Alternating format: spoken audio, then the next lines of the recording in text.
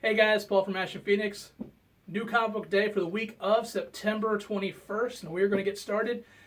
Special note for this particular episode, stay to the very end. We're going to have a giveaway, so we will tell you on what is being given away and how to get it at the end of this particular episode. So stay tuned. All right, guys, first up, Civil War II, issue number 5. Finally. This one is delayed a little bit. Artist deciding, let's have a family. This is the culmination of what's been going on. This is the big fight. We have Tony and Carol and everybody who has drawn their sides. It's war. We're here. It's ugly. People are getting beaten up. And it's going to set up hopefully the last 2 episodes of this series, and that Marvel's not trying to tack on an extra 5 or 10 issues because it's doing so well. So we will see how things are going. I highly suggest picking this one up. Art, of course, is great. There's not a ton of dialogue because it's basically just everybody fighting each other, but it's still good. It's great. It's enjoyable. Definitely pick this one up, especially if you've been into the Civil War series before. Hey, it's Victoria Grace with Ashen Phoenix at the comic book store. Today I'm doing a review of The Wicked and the Divine. I like that this book had a very formal tone.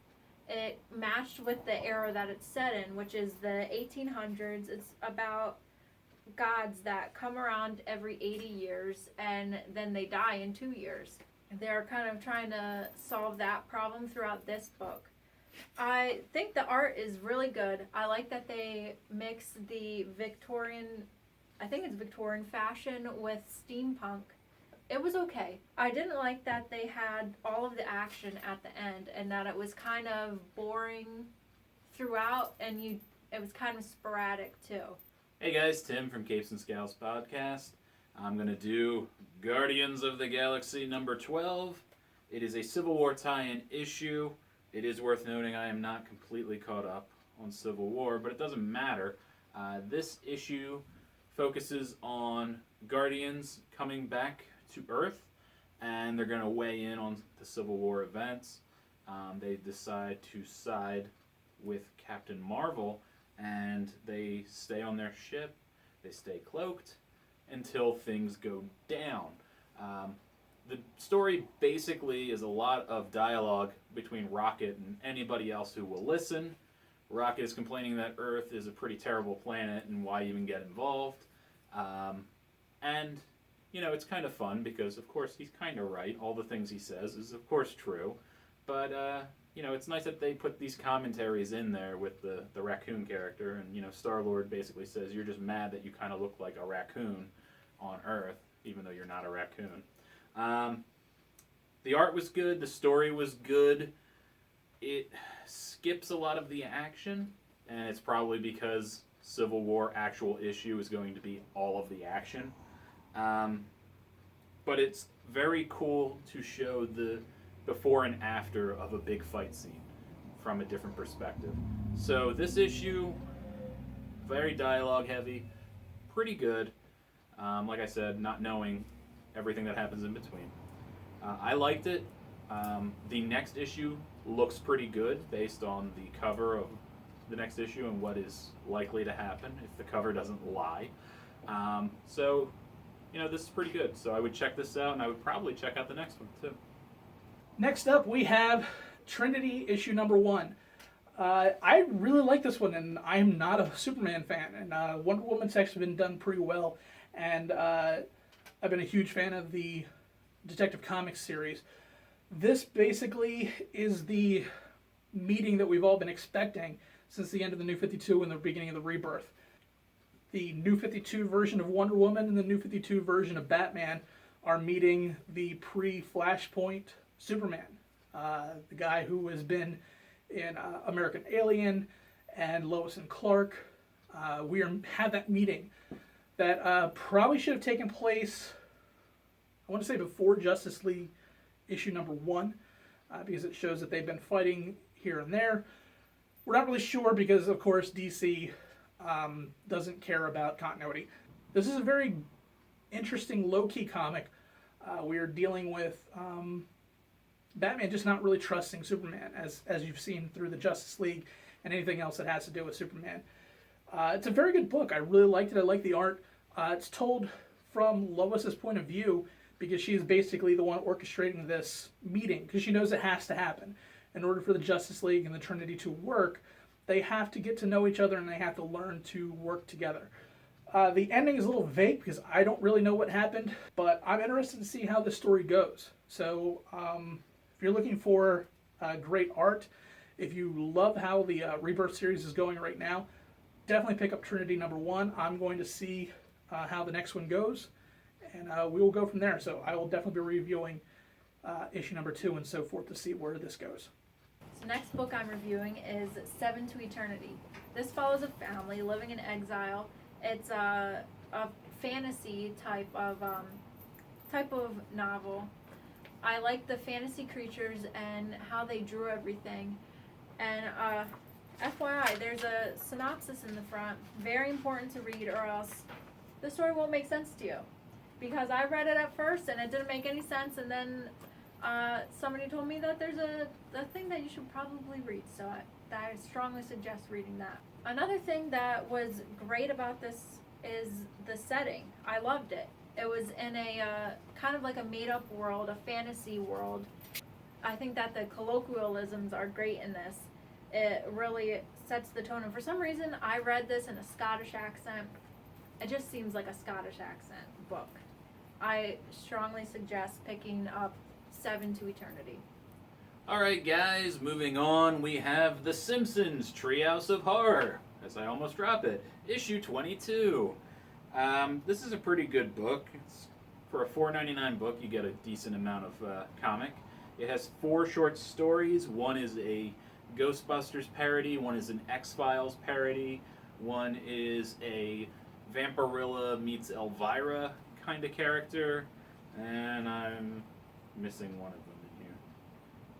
And yes, the other one is a Looney Tunes parody. They're all written by different people. The art does resemble The Simpsons throughout. I would say if you're a fan of The Simpsons and you feel like the show has been abysmal for years, you'll probably actually enjoy this.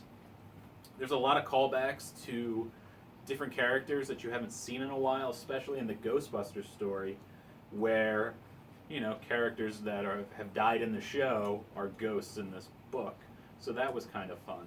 I probably like the X-Files parody the best, which is funny because I never cared to watch the X-Files. I know. I hate me too. But this book was pretty good and I really enjoyed it. The Ghostbusters and the X-Files was my favorite, but they all get the tone of The Simpsons correct. So if you enjoy The Simpsons and you just want something different, we're nearing Halloween. It's like a month away, right? Sure, buy this. All right, guys, for my last one, I'm going to do a little bit something different because there wasn't a ton that I wanted to review this week. So I picked up something that I absolutely love. It is the trade for Grizzly Shark. It is done by Ryan Oatley. I love this series. If you're looking for something lighthearted and not too serious, you are dealing with Grizzly Shark. For those who don't know what Grizzly Shark is, 2010, Ryan Oatley did a book called Grizzly Shark versus Sea Bear. What we have are grizzly sharks that live on the land and sea bears that live in the sea. And we're having basically like a redneck Bigfoot style group of guys trying to find the grizzly bears, or not grizzly bears, grizzly sharks, and find them they do, and everybody dies. And it's just a very violent, bloody book, very comical, drawn extremely well, but it's really bloody. If you are not into gore, this is not a book for you. If you're into basically a slapstick horror type comedy book, definitely pick this one up. I've always been a fan of Ryan Oatley from the variants he does for Spider-Man, Superman, and Batman, and love the work he does on Invincible, so I'm a fan of his art. It's a very light read. I think it's only 4 issues long, and there's not a ton of dialogue. It's basically just grizzly shark eating people, constantly intertwined with a story of survival. If you like that kind of thing, definitely pick it up. I love this story, so I definitely am going to grab this one and add it to my list. So I saved the best for last. I reviewed Raven today, and I thought that this was great. At first I was like, I'm not going to like this because I really didn't like Teen Titans, but what I've been thinking of as Teen Titans was the Teen Titans Go on Cartoon Network. I thought it was funny that Raven is in her costume the whole time. Like everybody else is dressed normal and she's in this weird costume. The art was good. Not my favorite, but it was good. I liked that it kind of followed her going through high school and she has all these powers, but she's still insecure. You'd think that somebody who could do these amazing things would be like, I'm here, this is me, and be such a strong personality, but she's not. They kind of saved all the action for the end. Then they had this mystery kind of happening, but you weren't really paying attention to it. And then all of a sudden it like blows up and you're left with a cliffhanger and you're wondering what's going on. I really suggest picking up Raven. She is a great character to follow. It's funny and it's a good read. Alright, and my final book, this is the book I friggin' hated. It's by Valiant. It's called Britannia. This does not take place, at least this issue, in the current Valiant universe. It takes place in the past. It focuses on Rome and Nero, and it is just really tough to read. It's kind of upsetting because when the book begins, it has really kind of creative art and different dialogue setting up the past, and I thought that was really cool, but when I got to the actual art, well, I probably shouldn't show you that page. Nope, this is all terrible. I'll find something to show you. Here you go, people talking. The art was okay, but the book itself was actually so damn boring it was a chore to finish it. I hated it. It was not fun to read. It was not very accurate to the period, I feel. It just was really just not a good Valiant book, and I really enjoy Valiant in general, so I hated it. I don't want to read any more of it. I'm upset I had to read this much of it. So, but you can come buy this at the comic book store, 30 North Main Street, Glassboro, New Jersey. I'll sell you this. You can have it. Look, a zombie. Okay, thank you. All right, guys. Our trade that you should be looking out for, you're not reading or you might be reading. This is going to be our contest. We picked up Unfollow. Unfollow issue number 1. For those don't realizing it, this has been optioned as a TV series. It is a really interesting comic. It follows the main guy. For example, it's a 24-year-old man who basically created Twitter or created Facebook.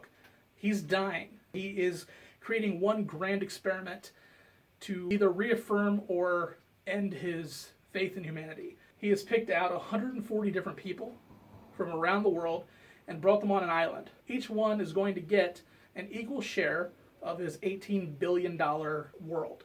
The catch: if someone dies or opts out of their inheritance, the rest is given to the remainders. Everybody gets $120 million, but if one person dies, his or her $120 million gets redistributed to the remaining 139.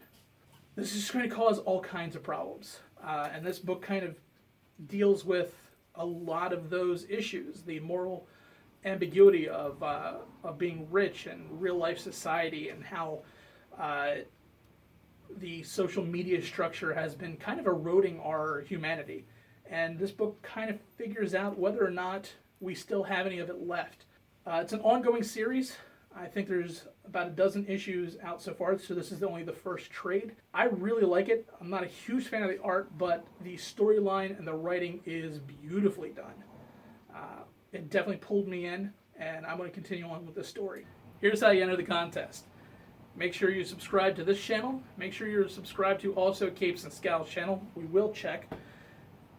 Like this video, and then comment with a recommendation that we might have given you, whether you've read the book or not. We just want to see that you're out there and you're actually watching us. One winner will be picked at random on Friday, and we will let you know. Send us your address, and we will mail out the first trade for Unfollow. That's pretty much it, guys. We appreciate you guys coming out as usual, and we will see you next week.